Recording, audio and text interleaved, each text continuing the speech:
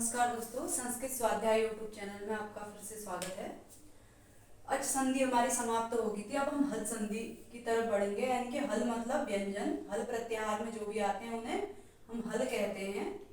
तो हल मतलब होता है व्यंजन। समस्त व्यंजन हल प्रत्याहार में आते हैं।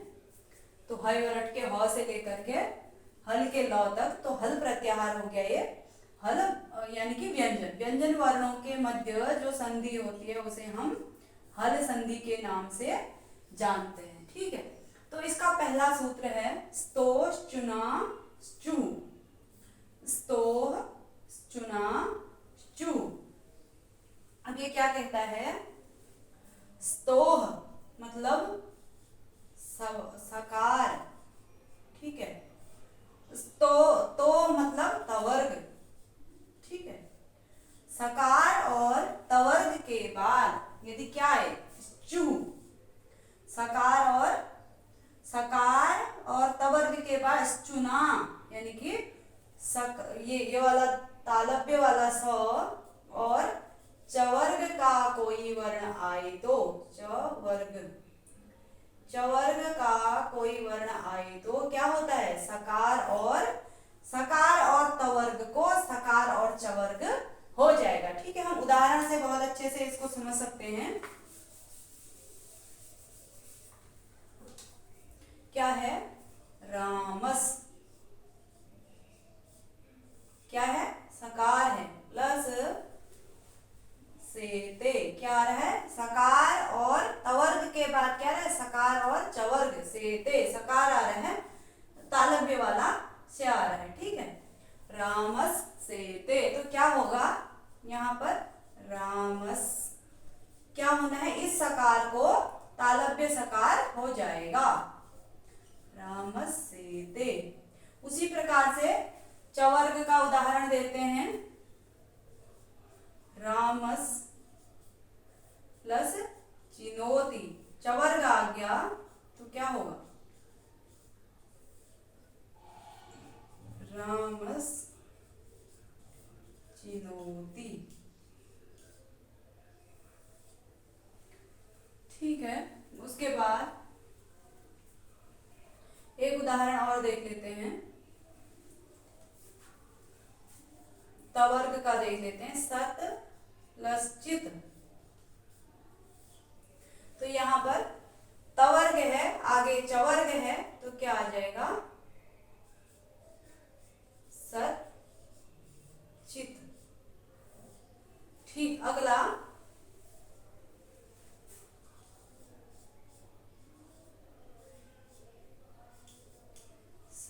सारंगिण प्लस जय।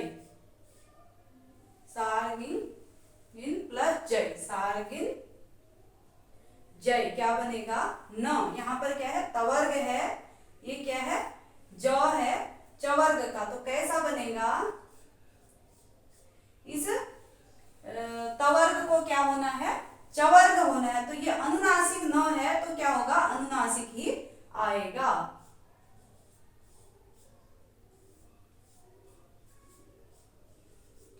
न के स्थान पर यूं आ जाएगा। क्या हो जाएगा? अनुनासिक हो जाएगा। सारंगिण जय। तवर्ग का नौ था, आगे चवर्ग आने पर क्या हो गया?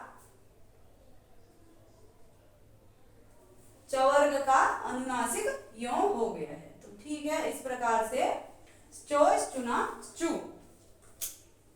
अगला देखेंगे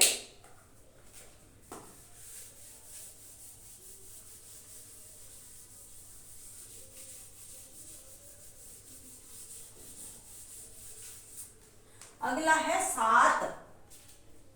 ये सात क्या करता है? निषेध करता है। किसका? यहां पर क्या है? सात, इसमें पंचमी विभक्ति लगी है। सकार के बाद यदि क्या है?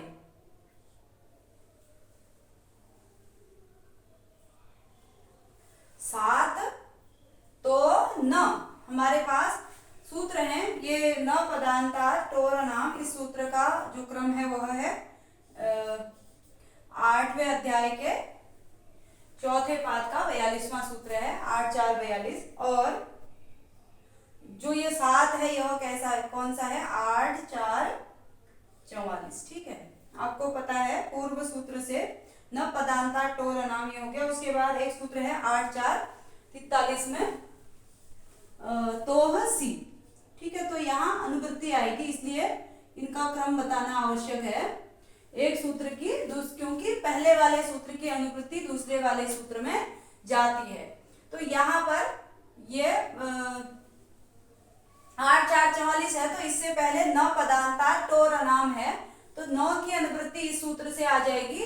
तोह सी यहाँ पर है 8 4 43 में, तो तोह की अनुवृत्ति आ जाएगी। तो यहाँ पर क्या होगा, 7 परे तोह, यानी कि 7 के बाद सकार के बाद यदि क्या हो, तवर्ग हो, तो क्या हो जाएगा, न निषेध हो जाएगा। किसका, स्तुत्व का निषेध हो जाएगा। यदि सकार के बाद तवर्ग आए तो स्तुत्व का क्या हो जाएगा, निषेध हो जाएगा। ये स्तोष चुनाश्चु जो स्तुत्व हो रहा है यहाँ पर, स्तुत्व, इसका क्या हो जाएगा, निषेध हो जाएगा। अब यहाँ पर हमारे पास उदाहरण है, क्या है, प्रश्न, सकार के बाद 7 कहा है ना, प्रश्न।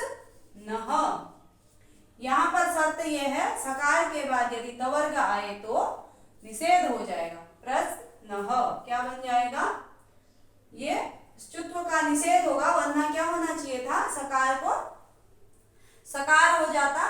यदि तवर्ग आता तो फिर क्या हो जाता, उसको स्तुत्व हो जाता। तो यहाँ पर क्या है, उसी प्रकार से निषेध हो जाएगा। प्रश्न जैसा था वैसा ही रहेगा। अगला है विष प्लस नह, विष नह, इसी प्रकार से बनेगा। ठीक है सर, ये तवर्ग है और ये सकार है, तो सकार के बाद तवर्ग आने पर क्या हो जाएगा, स्तुत्व का निषेध हो जाएगा। अगला है स्टुनाष्टु, अगली संधि है स्टुनाष्टु, स्तोह स्टुनाष्टु, इससे स्तोह की अनुवृत्ति आ जाएगी। सकार और तवर्ग के बाद सकार और टवर्ग आने पर, मूर्धन्य सकार और टवर्ग आने पर क्या होगा, स्टु, इस सकार और तवर्ग को क्या हो जाएगा, स्तुत्व हो जाएगा। ठीक है, सकार और तवर्ग के बाद इस सकार और तवर्ग, तवर्ग का त थ द ध न कोई भी वर्ण आने पर, इसके बाद इस वर्ण के बाद मूर्धन्य स और टवर्ग का कोई भी वर्ण, ट ठ ड ढ ण, कोई भी वर्ण आने पर क्या होगा, सकार और टवर्ग, इस सकार और तवर्ग को सकार और टवर्ग हो जाएगा। उदाहरणों को समझेंगे, अच्छे से समझ में आएगा। क्या है, रामस प्लस क्या आना है, टीकते।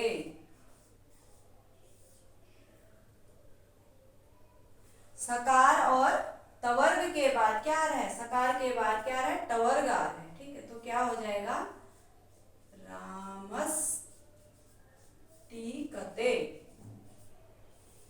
इस सकार को क्या हो गया, तालव्य वाला सकार हो गया। ठीक है, अगला है तत्, तवर्ग वाला देख लेते हैं, टीका, तत् टीका, त को क्या हो जाएगा, टवर्ग हो जाएगा, तत् टीका, तत् टीका। ठीक है, अगला एक उदाहरण और देखेंगे। यहां पर देखेंगे अनुनासिक वाला, चक्रिन त थ द ध न, तवर्ग का अनुनासिक है चक्रिन प्लस ढ कसे। ठीक है, ये क्या है, ट ठ ड ढ, ये टवर्ग का है, यह तवर्ग का है।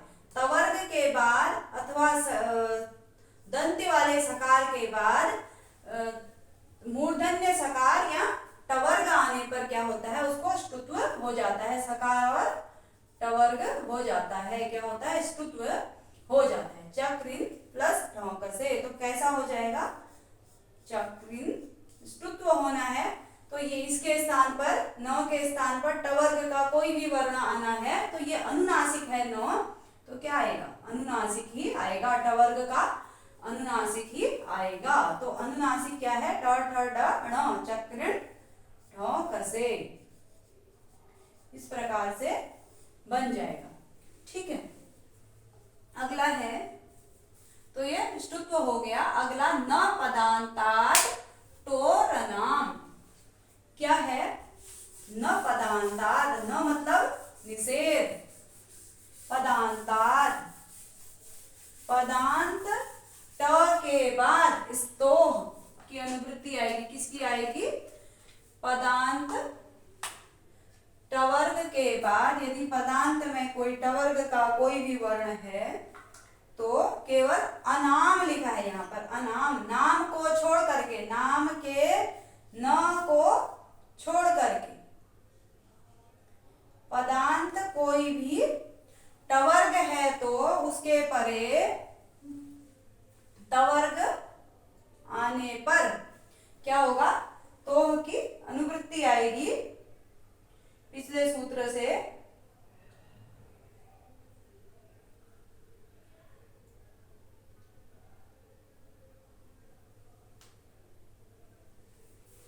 तो चुना ष्टु से आएगी। तो यहाँ पर क्या होगा? न पदांतात् टोरनाम, पदांत, ये क्या है? पदांत है। ट क्या है? ट पदांत है, सट एक पद है। ठीक है। पदांता, न पदांतात् टोरनाम, आगे हमारा तवर्ग आ गया।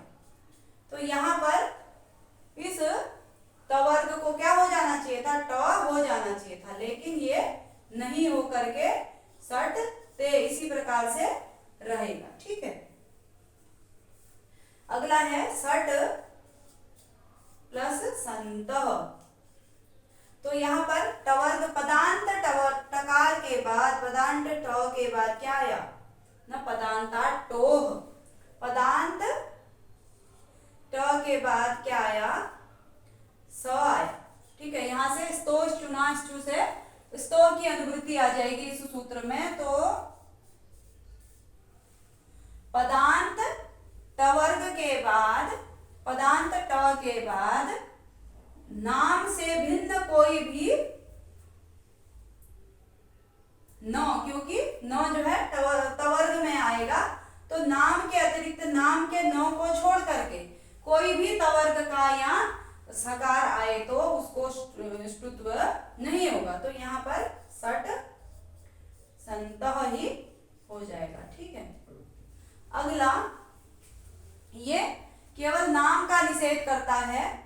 टवर्ग के बाद नाम, यानी कि नाम को छोड़ करके, यदि नाम आएगा तो फिर क्या हो जाएगा? ष्टुत्व हो जाएगा। नाम को छोड़ करके अन्य कोई भी आए तो फिर अगला कात्यायन जी ने वार्तिक बना दिया, अनाम नवति नगरीणाम इति वाच्यम। उन्होंने कहा कि अनाम नवति, अनाम नवति नगरीणाम इति वाच्यम, ऐसा कहना चाहिए, अनाम नवति नगरीणाम, यानी कि नाम को तो, नाम के न को छोड़ ही दिया। ठीक है। इसमें तो होगा ही होगा ष्टुत्व, अन्य में नहीं होगा।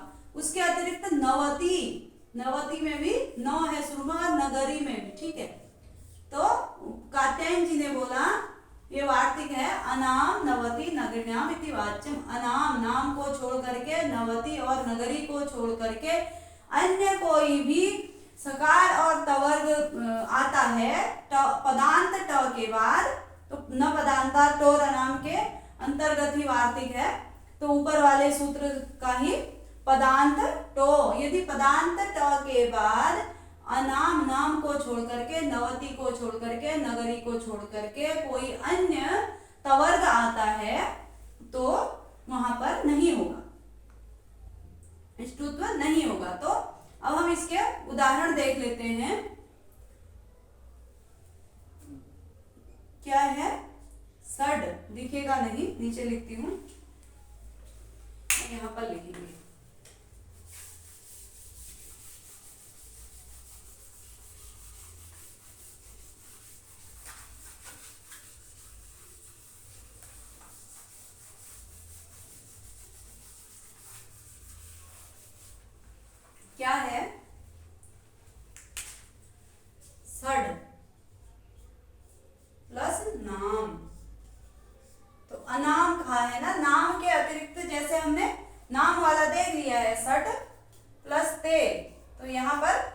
नहीं हुआ, लेकिन यहाँ पर होगा क्योंकि नाम, नवती और नगरी को स्पेशल वाला आरक्षण मिल गया है। तो सड नाम तो कैसा हो जाएगा, ये ट ठ ड क्या है, टवर्ग है, पदांत टवर्ग है। क्या है, पदांत टवर्ग है।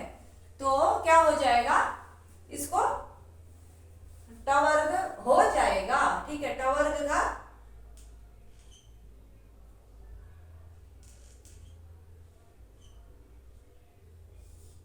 ये स्तुत्व हो जाएगा, सण नाम इस प्रकार से बन जाएगा। क्या बन जाएगा, सण नाम। आगे अनुनासिक है न, इसलिए ण हो जाएगा, सण नाम। अगला है सड प्लस नवती, क्योंकि नवती के न को भी आरक्षण है, तो क्या हो जाएगा, सण नवती। अगला है सड प्लस नगरी, नगर्य हो जाएगा, नगर्य। तो क्या होगा, सण नगर्य।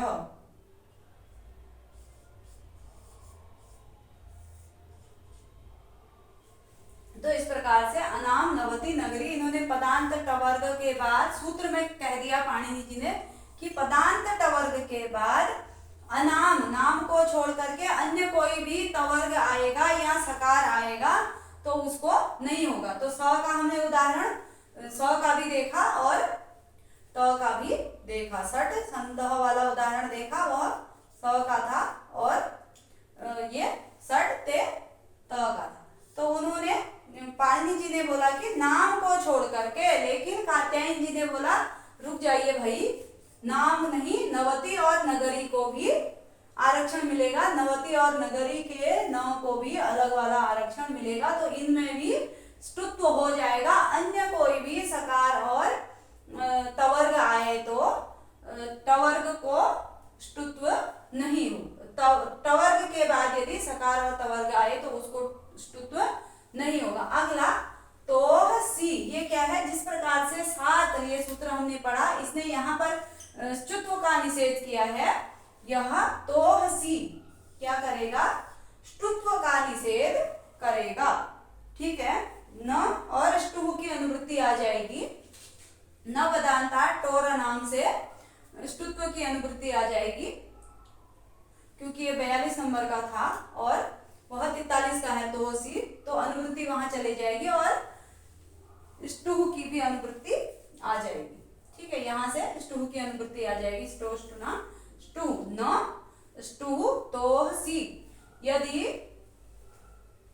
तवर्ग के बाद क्या है, सी, यहाँ पर सी सप्तमी लगी हुई है तो ये बाद में होगा, पर में होगा। तो तवर्ग के बाद यदि सी यानी कि तालव्य सकार आए तो क्या होगा, स्तुत्व न ष्टुह, ष्टुह नहीं होगा, यानी कि स्तुत्व नहीं होगा। स्तुत्व का क्या होगा, निषेध होगा। इसका भी उदाहरण इधर देखेंगे।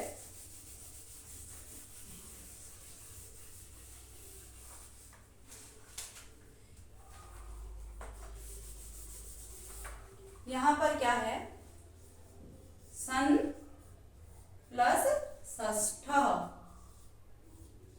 सन प्लस षष्ठ, तो क्या हो जाएगा, ये क्या है, तवर्ग है और सी पर में क्या है, मूर्धन्य स है, तो क्या होगा, न सन षष्ठ। यहाँ पर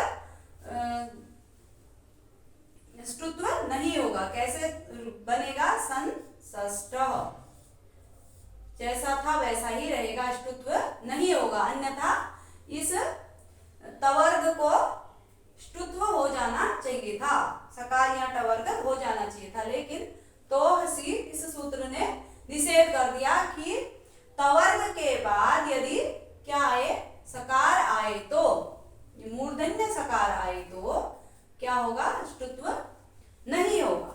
ठीक है, अगला अंतिम पढ़ लेते हैं आज का।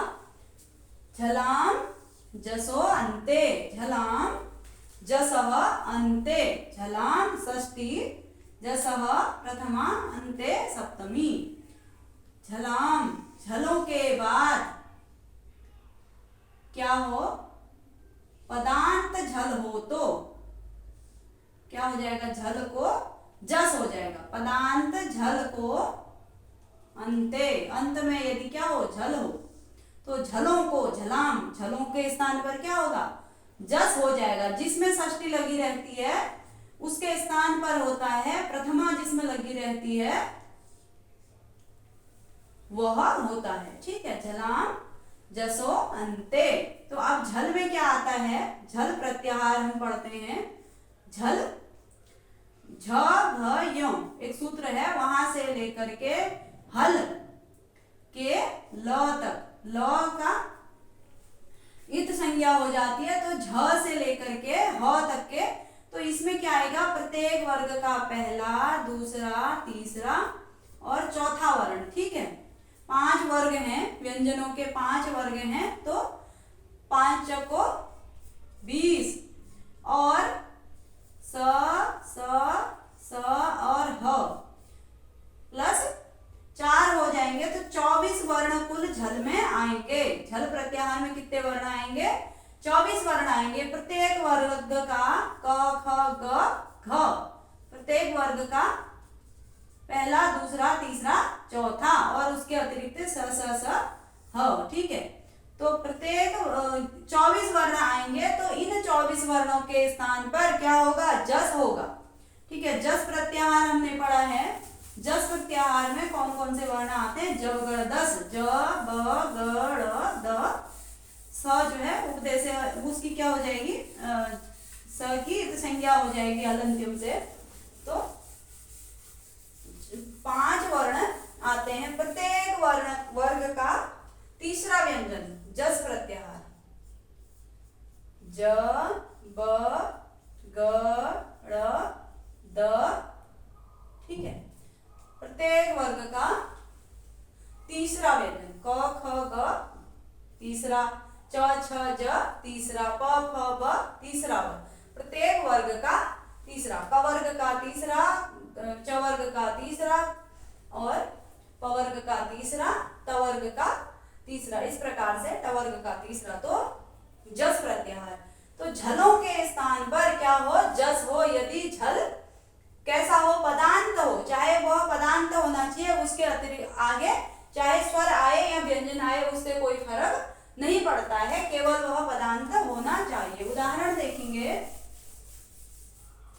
वाक एक पद है, ठीक है, वाक प्लस ईसह,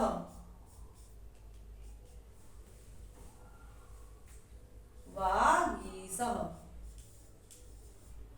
क्योंकि वाक ये जो था पदांत था, तो ये किस में आता है, ये झल में आता है, पदांत झल। जैसे रामात होता है, पदांत झल को हम रामात को रामात भी लिखते हैं। ठीक है, उसी प्रकार से एक उदाहरण और देखेंगे, जगत प्लस ईसह बराबर जगतीसह। यहाँ पर पदांत तवर्ग था, तो उसको क्या हो गया, तवर्ग यानी कि त कैसा था, पदांत झल था, तवर्ग नहीं कहेंगे, ये झल में आएगा, तो पदांत झल था और उसको क्या हो गया, जस हो गया, ज ब ग ड़ द, उसी वर्ग का तीसरा होगा। जैसे क को क्या होगा, ग होगा, यदि पवर्ग का होगा तो उसको क्या होगा, ब होगा, और उसी प्रकार से ट को ड हो जाएगा। ट वर्ग का कोई भी होगा तो उसी वर्ग का तीसरा वर्ण, यदि पदांत झल हो, उसके बाद स्वर आए या व्यंजन आए, क्या होगा, उसी वर्ग का तीसरा हो जाएगा, झलों को जस हो जाएगा। तो इस प्रकार से कुछ सूत्र हमने देखे, आगे निरंतर चलता ही रहेगा।